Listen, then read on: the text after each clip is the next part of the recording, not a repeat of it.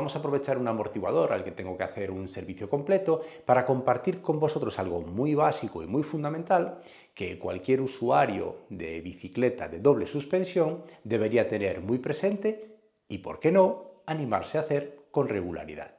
Por supuesto, tiene que ser una bicicleta que esté equipada con un amortiguador de aire. Además de esto, conoceremos las particularidades del interior, porque conociendo este dato sabemos la base de la que partimos para luego poder hacer nuestras regulaciones. Como veréis, son datos muy accesibles y comunes a muchos amortiguadores.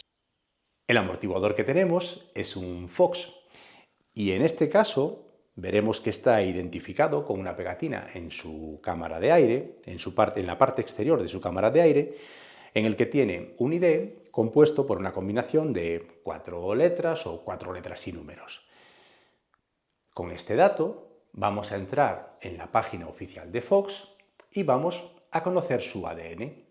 Entramos en la página RaidFox, desplegamos el menú, bajamos hasta Ayuda técnica y seleccionamos Bicicleta.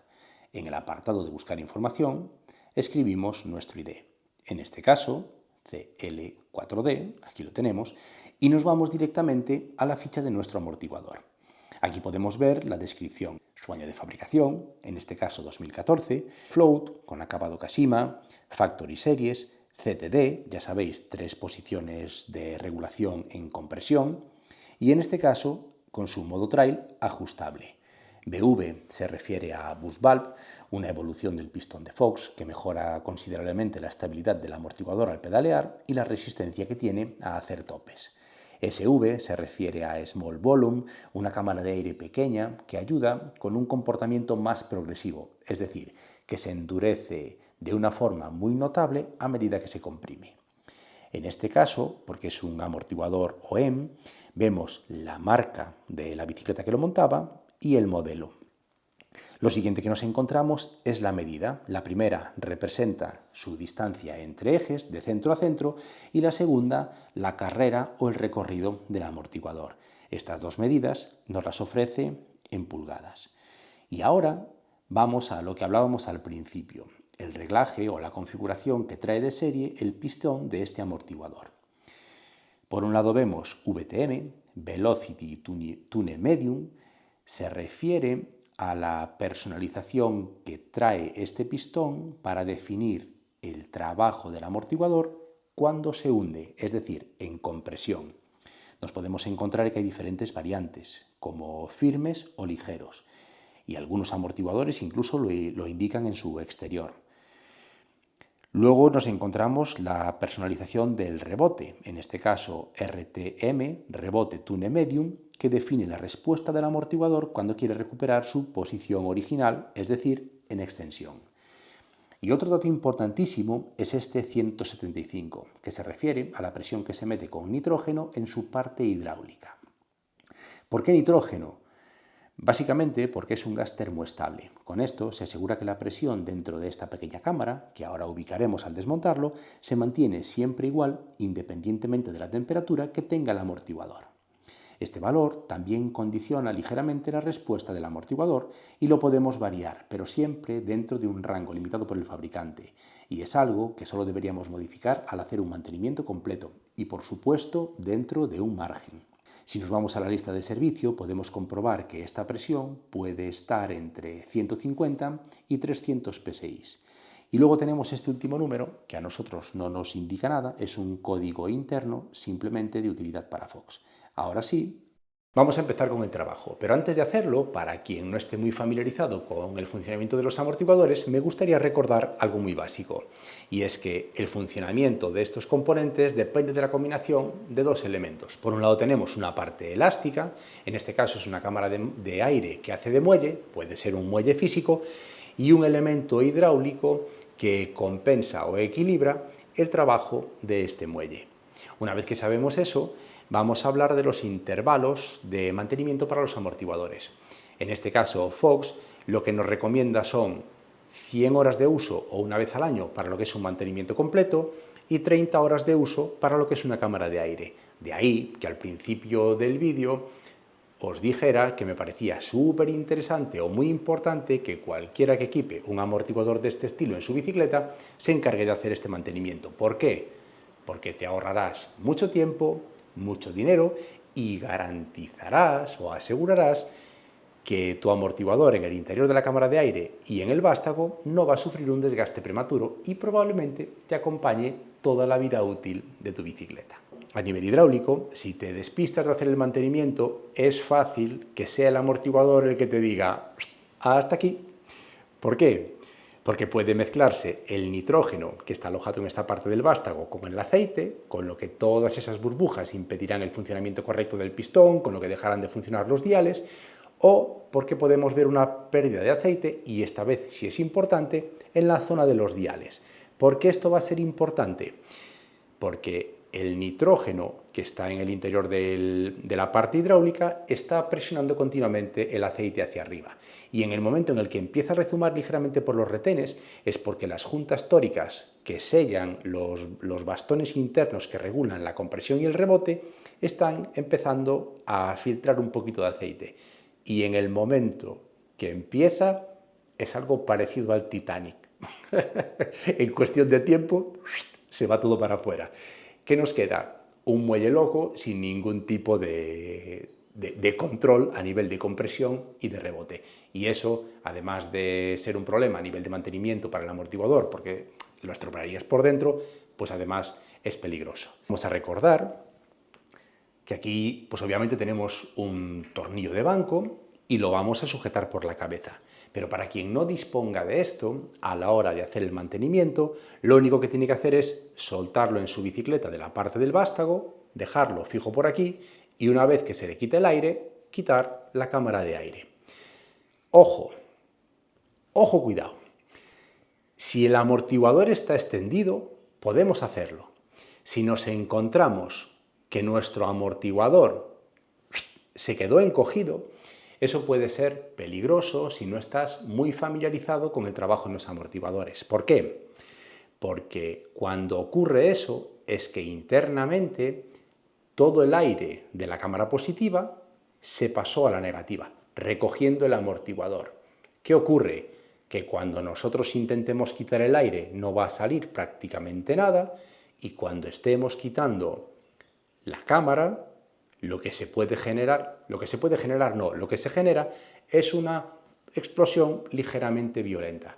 Si no estás acostumbrado a hacerlo, mejor llévalo a un servicio oficial o a un taller especializado para evitar males mayores. Repito, si nos lo encontramos en su posición normal, ok, le podemos dar para adelante. Recogido por sí solo, ojo, cuidado, precaución, no nos vayamos a hacer daño o un destrozo. Ahora sí, empezamos con el trabajo. Importante recordar, cuando vayamos a trabajar con nuestros tornillos de banco, si queremos sujetar elementos o componentes delicadillos, es obligatorio utilizar unas mordazas de aluminio o de nylon para protegerlos del metal. Una vez que tenemos esto colocado, lo fijamos, seguro para que no se mueva. Quitamos la junta con la que medimos la precarga que le damos de aire, tapón, y protegemos de las salpicaduras cuando vayamos a quitar el aire con un trapillo. Vamos a la cámara de aire. Como veréis, simplemente agarrando fuerte y girando somos capaces de retirarla. Como tiene aceitillo, pondremos por debajo algún tipo de papel.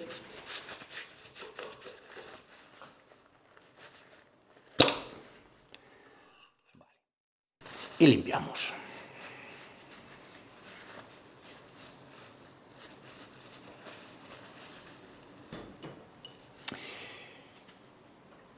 Esta es la parte del amortiguador que separa la cámara de aire positiva de la negativa, que queda simplemente por aquí debajo. ¿Y cómo se comunican las cámaras de aire? Si os fijáis en este sobresaliente que vemos en el exterior. No sé si llegaremos a verlo en el vídeo. Es complicado. Esto internamente es un rebaje. Le llaman puerto de transferencia. Es el espacio que permite que el aire pase de la cámara positiva a la negativa hasta que se equilibran entre las dos. Una vez que tenemos esto, con un punzón y con precaución de no rayar nada del cuerpo, quitamos las juntas. Este es el guardapolvos. Lo siguiente que haremos será quitar este labio interno.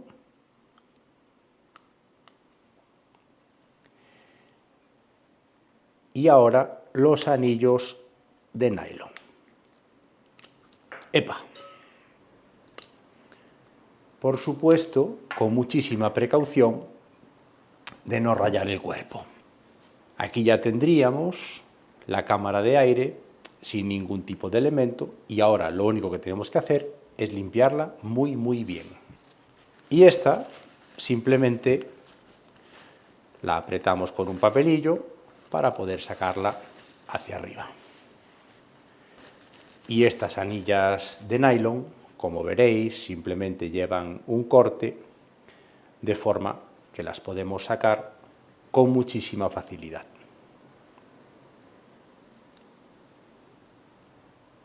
Comprobar que no hay ningún daño evidente, ninguna raya ni rastro de desgaste. En este caso está perfecto, tanto en el vástago exterior como en la cámara de aire a nivel interior. Por supuesto, también deberíamos comprobar en este vástago interno que no tenemos marcas de desgaste. Si lo hacemos todo correctamente, no van a aparecer. Y aquí tenemos en la cabeza una pequeña junta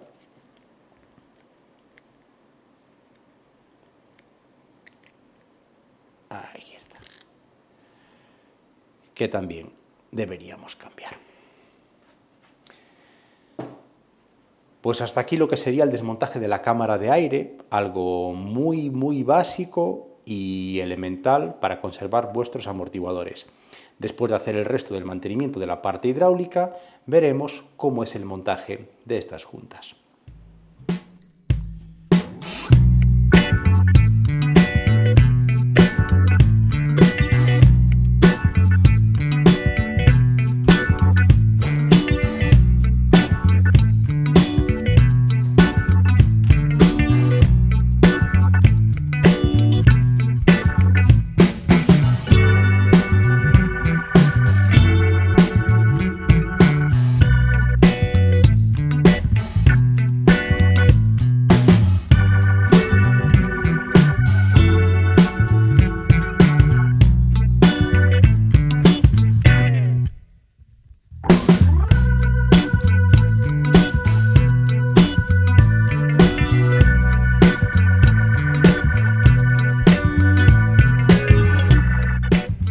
Este es el pistón hidráulico con su conjunto de arandelas que, dependiendo el diámetro, la sección y la flexión que hacen, condiciona la respuesta del amortiguador tanto en compresión como en extensión. Luego lo veremos en despiece.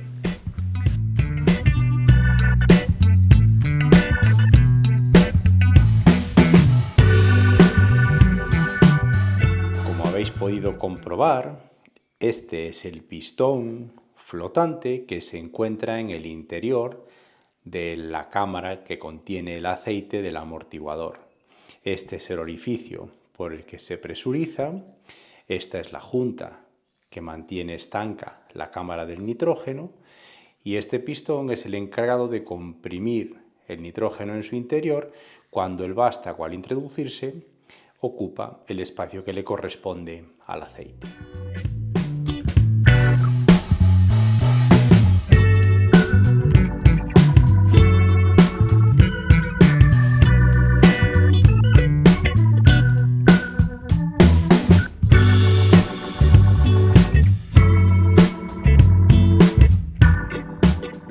habitual cuando vamos a desmontar el pistón del amortiguador es que podamos sacar esta tuerca y esta pieza quede sujeta a este vástago.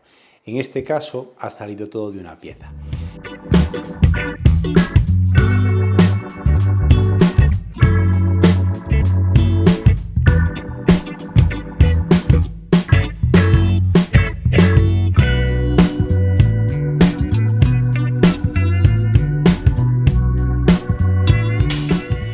Estas son las arandelas que configuran y determinan el funcionamiento del pistón. Dependiendo del diámetro, la sección, trabajan o flexan de una forma diferente y condicionan el paso del aceite hacia arriba o hacia abajo. Si alterásemos el orden de cualquiera de ellas, el pistón ya no funcionaría como corresponde. Ahora lo que tenemos que hacer es limpiarlas y comprobar que ninguna de ellas presenta ningún desperfecto para ensamblar de nuevo el pistón.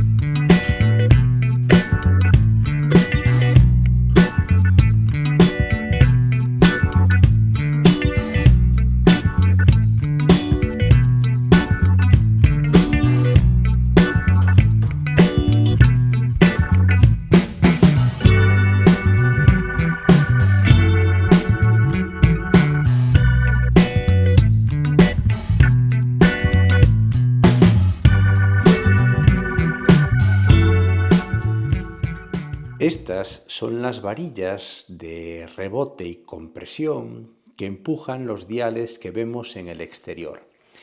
Y alojadas aquí en su interior, unas mini juntas que ahora veremos, que son las encargadas de mantener el aceite en su interior y evitar que se salga hacia afuera.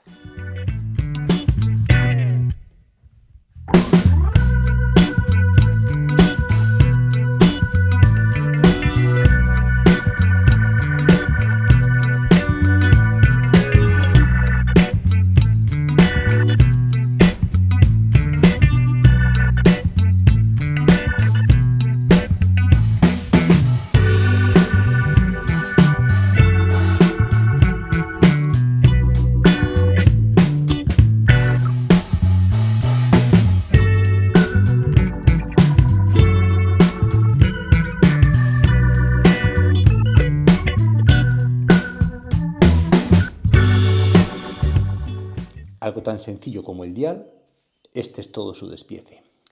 Las varillas del rebote con sus excéntricas, las de la regulación de compresión. Y como veis, es un despiece que acumula bastante suciedad en su interior. Ya tenemos todas las piezas del dial muy limpias y ahora las vamos a montar.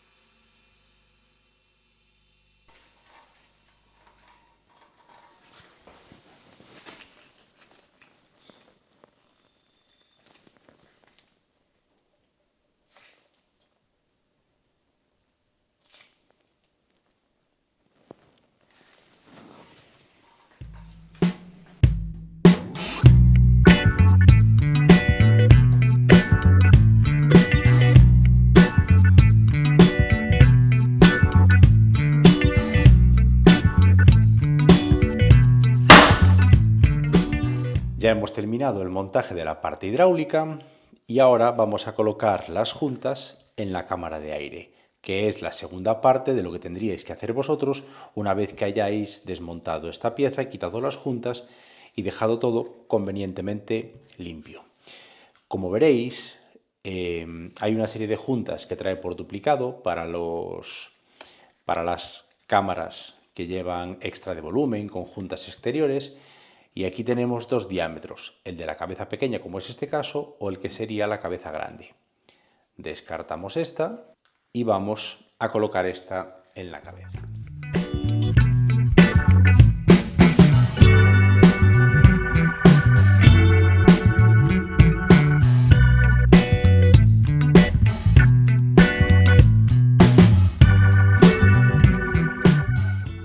Y comprobamos que está correctamente colocada. Aplicamos un poquillo de grasa. Fijaos que estas anillas de nylon tienen un corte, nos permite montarlas con facilidad, pero tienen sentido. Aseguraos de que quedan perfectamente asentadas.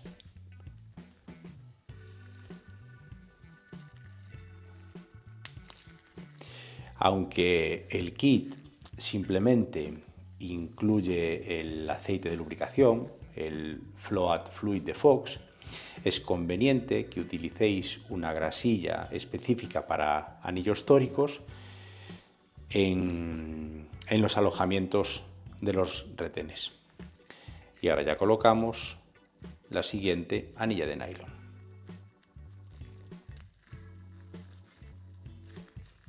Bien.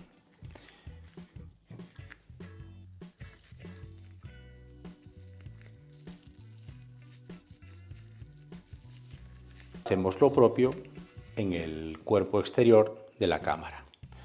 Añadimos un poquillo de grasa. Aquí sin pasarnos, porque si echamos más de la cuenta, veremos que luego nos cuesta un poquito más colocar el retén porque tiende a escupirlo. Y aquí digamos que lo más complicado es montar estas arandelas de nylon porque las tenemos que deformar ligeramente. Por supuesto, sin hacer marcas.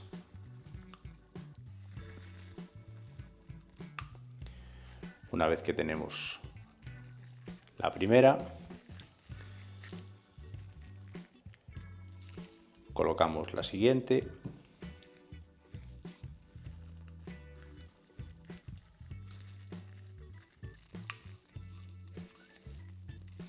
Y una vez que tenemos las dos,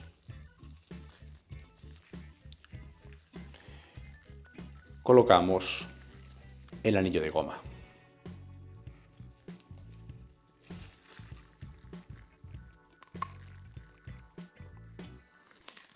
Comprobamos que queda perfectamente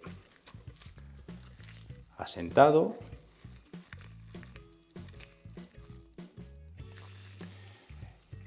Y hacemos lo propio con el guardapolvos.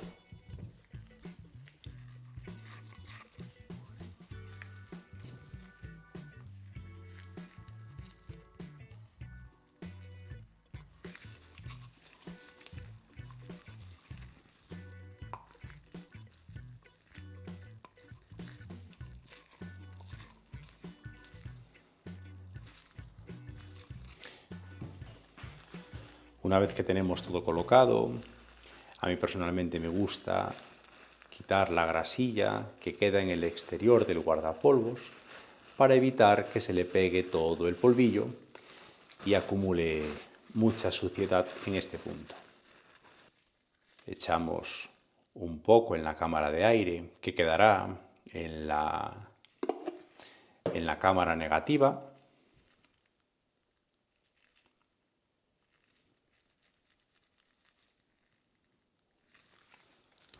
Y colocamos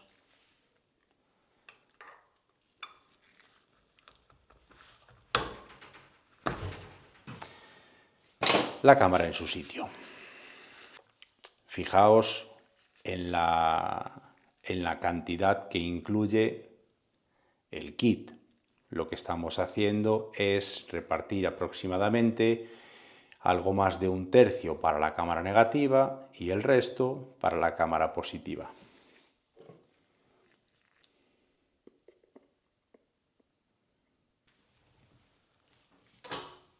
Demos un poquillo de presión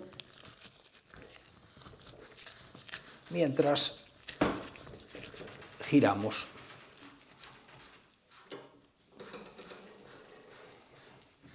Para que encaje.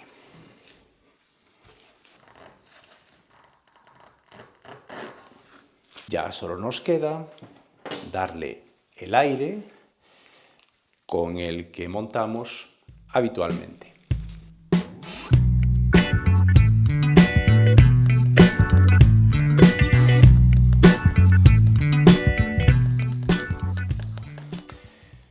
Hasta aquí el vídeo de hoy. Espero que os haya gustado y, por supuesto, como mínimo, que sea de ayuda.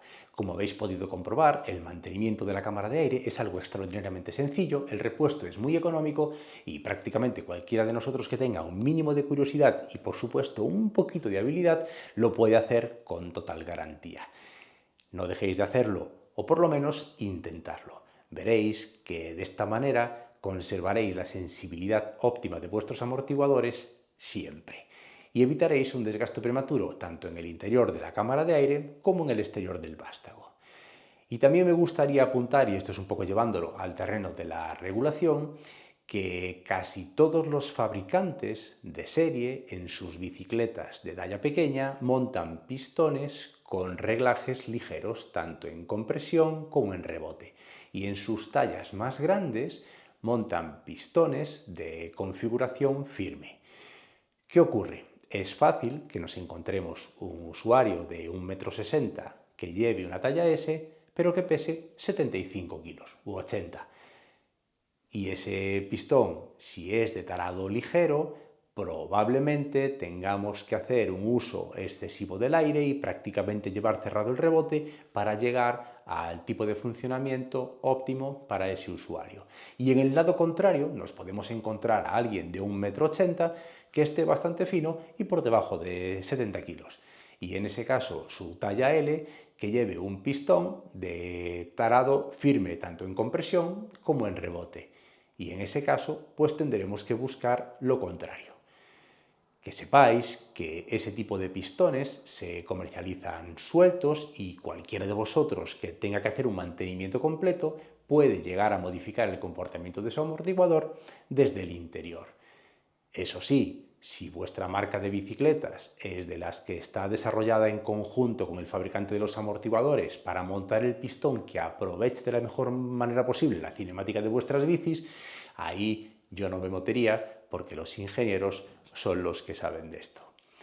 Ahora sí, como siempre, muchas gracias por estar ahí. Si crees que este contenido puede ser de ayuda o de utilidad para alguien, por favor, no dudes en compartirlo. Si tienes cualquier duda o sugerencia, como siempre, déjamelo en los comentarios y si prefieres, envíame un correo a la dirección que aparece en la descripción. Muchas gracias y hasta la próxima. Chao.